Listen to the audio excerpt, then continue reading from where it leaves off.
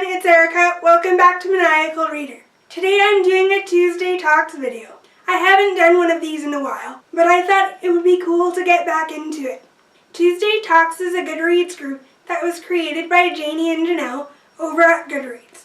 I'll put a link to the group down below in case you guys want to check it out and join the group. The topic I'm going to be discussing today is from March 22nd.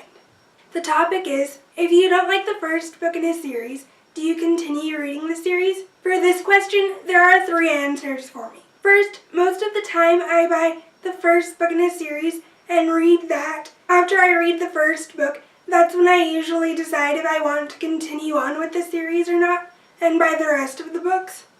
If I do enjoy the first book, I'll continue on with the series. Then, there are those instances where the first book is just okay, but I'm curious to see if the books will get any better. I haven't had many instances of that lately, but it has happened to me in the past. Next, there are those instances where I hate the first book, so I will definitely not continue on with the series. That's an obvious one.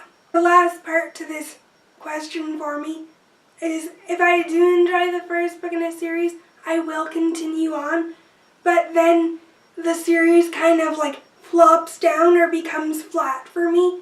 So the series is up and down in terms of enjoyment for me. It's rare that I run into these instances where a series is kind of up and down for me. This happened to me when I read the House of Night series by PC and Kristen Cast. This is a young adult paranormal fantasy series. I picked up the first book and was hooked, and I did enjoy the first few books, but towards the middle of the series, the plot lines and characters almost seemed like they were being recycled or reused, and that's where the series fell flat for me. I found the finale to this series sort of anticlimactic, since the characters are trying to beat this evil vampire in the series. There are good characters that are friends of the main character named Zoe in this book, and they fall in love with bad boy characters.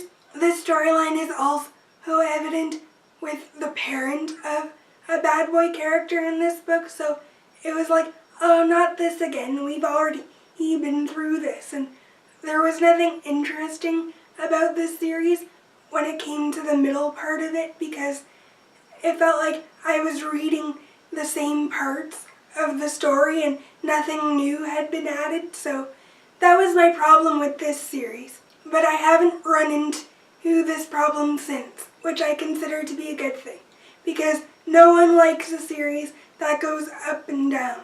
Overall, when it comes to book series, I like to continue on with the series most of the time, because if I do enjoy the first book in a series, I do want to continue on with the series most of the time, because I'm enjoying the characters and the story, and if I've invested all this time in a story and characters that I like, I hope the series will end on a good note, or that there will continue to be surprises and twists later on in the series. So that's what I always look for when it comes to a book series, but for this one instance, the House of Night series failed in terms of that. It could also be that this series was too long. I think there are 16 or 17 books in this series, which I think is just way too long. Maybe that's why I kind of found that the series flopped, because it sort of dragged on unnecessarily through so many books. Overall, series for me tend to be a good thing. I haven't ran into